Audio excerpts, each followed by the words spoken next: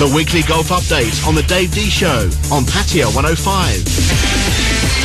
8 minutes past the hour, 4 o'clock. Welcome to 105 and welcome to Ian back in the studio for this week's golf update and report. Ian, welcome to the studio. Yeah, hi there, Dave. Good to see you. How's it been so far, sir? How's it going? Yeah, very well, very well. And it's nice to see that we've got two gentlemen in the studio. I'm John. I'm the teaching pro at Green Valley, Rayon. Nice to have you in the studio, John. And we've got... I'm Jeff. I fix the clubs and put your grips on for you when you need them. Lovely. Sounds good, doesn't it? Fixes your clubs and puts the grips on when you need them. Just what we all need. So, of course, before we go any further on this show, we like to get all the stuff out of the way first. That you made a boo-boo last week. I'm afraid to say I did. I said that Luke Donald had won the FedEx Cup, when in fact he didn't. It was Bill Haas last year, son of Jay Haas, a very famous golfer, his dad.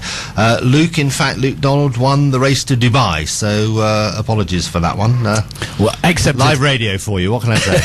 Accepted. Okay, all right, let's start, of course, and go on to... Go to the Waste Management Phoenix Open at Scottsdale, Arizona, often called the greatest show on grass. I like that, the greatest show on grass. Yeah. I like that one. They say it's the best attended USPGA event, and they reckon that they have over 500,000 spectators over the... Not to be sniffed at, eh? It's a lot of people. Good. One of the oldest on the PGA Tour, in its 77th year this year, and a lot of drama with Spencer Levine, an American player, up-and-coming American player, looking like he was going to be the runaway winner after being 8 shots ahead into the final round on Sunday, and then he completely blew up, went round in 4 over par, and dropped back to finish only third, with the winner Kyle Stanley turning at a 6 under par in his final round of 65. So we had a 10-shot swing over that one round, and that's extreme. And what about the sort of the prize money? Was it a good one? Well, it was a good one for Kyle Stanley, because he picked up $1 million. Total prize money $6.1 million. So wow, a few nights out on that one. They can't be bad, can it? Nice one. We'll have to get his number if he's won that much. Very well attended, of course. As I was saying, they reckon that they have over 500,000 over the course of the whole event. Usually up to about 175,000 people each day. So it's a fantastically supported event. And one of the great things about it is that the course itself is very near the Arizona State University. It's about a half an hour's drive away. And also at Scottsdale, what they do on a par 3 on the 16th hole is they build what they call the Coliseum. Is that? Let me get that right. Is that sort of? Are we talking Coliseum? Are we talking like exactly as in Roman gladiators? And there you go. And then they build stands to accommodate 20,000 people on this par 3. Only for this tournament, I should say. So the players come in through a sort of a tunnel under the stand. They walk up and they tee up and they play, and they got 20,000 mainly drunk students there from the university going completely nuts. Back in 1997, Tiger Woods got a hole-in-one, took his 9-iron out and put it straight in, so the fans went completely berserk. An Australian golfer, Jared Lyle, aced it as well, and the stands all leapt up and down. But of course, you do get the other side of the coin. Way back, Justin Leonard, a very well-known American golfer, did a completely awful shot, and the crowd booed him and threw things at him and whatever, so he gave him the finger. So after that, the organisers cut back a bit on the beer sales, and so not quite as rowdy as it used to be, but a lot of fun to be had. I think that a hole-in-one should have a bit of rowdiness to it. Why not? No, I think so as well. Cause for a drink. Particularly when they're all sort of millered up. I mean, Budweisered up, that's tremendous. So, okay, all right, lovely. Okay, we're going to come back in a few seconds with the guys from St Andrews, okay? The weekly golf update on the Dave D Show on Pattaya 105. Welcome back, guys. Taking us down to 21 minutes past the hour of 4 o'clock in the studio. And we've got John in here from St Andrews. Welcome to the studio, John. Thank you very much. First time for you, yes? Yeah, first time. First time. He's a virgin. Well, actually, it's the second time. I was here once before. Lovely. Okay, good. Well, you're not a virgin then. It's nice to have you here. Now, St Andrews, I know nothing about it, okay, and probably some of our people out there know nothing about it. So if you'd like to just explain, what is St Andrews and what do you do there?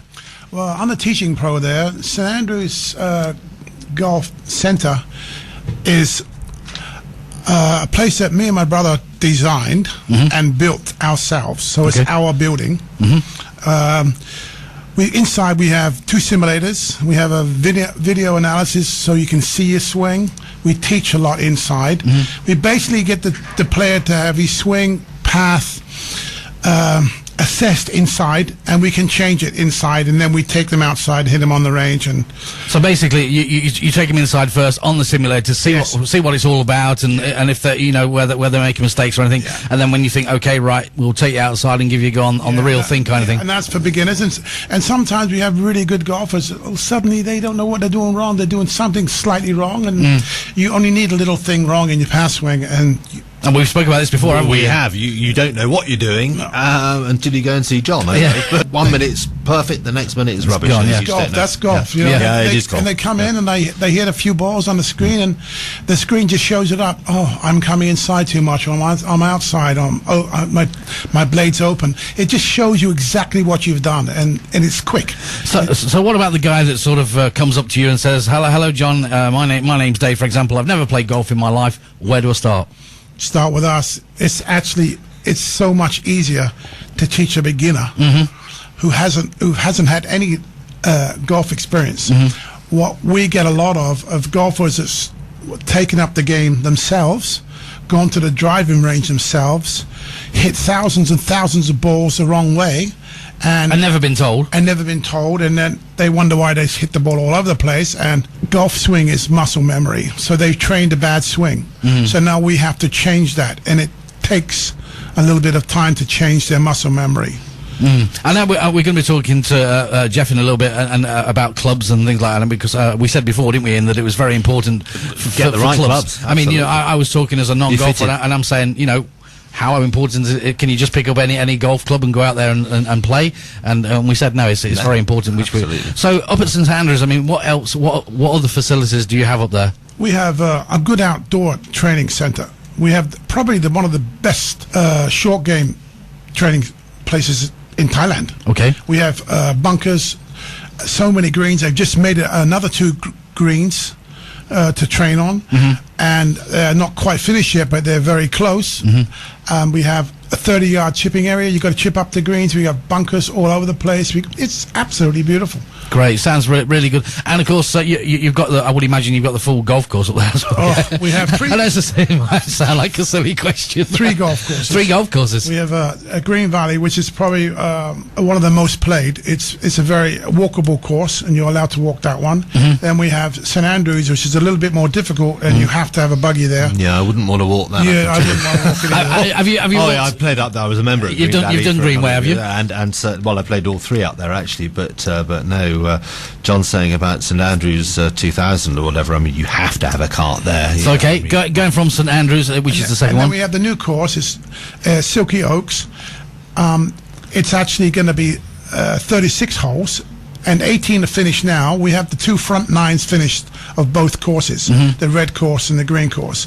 So actually now you play 1 9 of one course and 1 9 of the other, and you go around and you actually share 2 fairways. So basically, at St Andrews, you can basically go from a beginner onto the course. So you've got sort of start to finish product, haven't you? I mean, you know, you've got from somebody walking in and saying, "Hey, I want to be a golfer." You can teach them and sort of walk them through it and actually get them on the course and assess them even more. So it sounds like a real deal package to me. Yeah, it's fantastic. And our short game. I'm pretty famous for my short game teaching. I'd like to teach it simple, you know, and we have a great success with that because we have a great short game area. We can go and teach. I teach people to chip downhill lies, uphill lies, side hill lies, plug lies. You got everything we can teach them, and I teach them in a way that it's very quick to see the results. Basically, the first, if you have an hour chipping lesson with me, the first round, you'll see the direct results. It comes very fast. And of course, putting. Yeah, I do believe that we have the bane of everybody's life. Absolutely, the pain of everybody's life. I mean, you know, a lot of people sort of tend to forget that, don't they? Putting is very important, and we have putting drills and we have putting aids to teach people to putt right. And again, we've had a lot of success with that. We had success this week with a man named Tony from Pattaya Sports Club. I give him a 20-minute lesson before he went out, and he come in afterwards and said, "Thank you, John, very much. I just one putted the first 3 holes." So that's great. One of the questions as a non-golfer, I mean, to me, how important is a driving range? You know, for somebody just to stand there hitting balls all the time straight. Is that? I mean, I would imagine that's only part of it. That's just part of it. It's very important, but it's also important to know how you can't just get on a driving range and hit balls because again, you might be hitting the wrong way. So we have drills, and we teach people after they've come to our lesson and done lessons. We teach them how to practice too, because there's a right way to practice and a wrong way to practice. I mean, I absolutely agree with that, because there's no point in going for a lesson and hitting the ball well and then going away on your own and effectively tearing all of that up and going back to what you were doing before, because as John was saying, it is all about muscle memory, and you need the drills and the routines to go through, otherwise you just go back to what you were before. Do you find it sometimes, if you've got a guy who's been playing golf for a long time, John, and he's you know, he's an avid player, yeah, and then suddenly you're watching him and you can see from what he's doing there's something wrong. Is it sometimes, do they take it when you go up to them and say, hey, you know, you're doing this wrong? I mean, do they sort of take it lightly, or? I don't usually go up to them. they usually come up to me. I don't know. Not when they've got a club in their hand. Yeah, I don't know how it works. I mean, yeah, if they've got a 9-iron or something, I just go, you're playing really great. Yeah, they usually come. Once some really good golfers, I mean, it happens right through to the PGA. The golfers go off. You get a stale point and you start doing something wrong, and you have the top players in the world have coaches. They have to go back to the coach. Look at Tiger Woods. I mean, yeah, you got to go back and adjust something, because you slip into bad habits. I was going to say, do you think? My next question. Do you think it's very easy in golf to pick up a bad habit? Oh, so simple. Yeah, it's so simple, and then all of a sudden you go back. You come to someone like me or another pro, and they put you on a video, and you go, "Oh, it's done. I can change it now. Now I know what I'm doing." Lovely. Okay. Thank you very much, John. We'll come back to you in a little while. Ian, thanks a lot. Yeah. Yeah. Well, we've got plenty more coming, and we've got Jeff coming up from St Andrews, and he's going to be talking about his fixing and breaking up, or whatever you do with the club. So you're going to enlighten me, isn't he? He's going to put me in the picture. Stay with us. International news from around the world, and back with me, Dave D, on 105.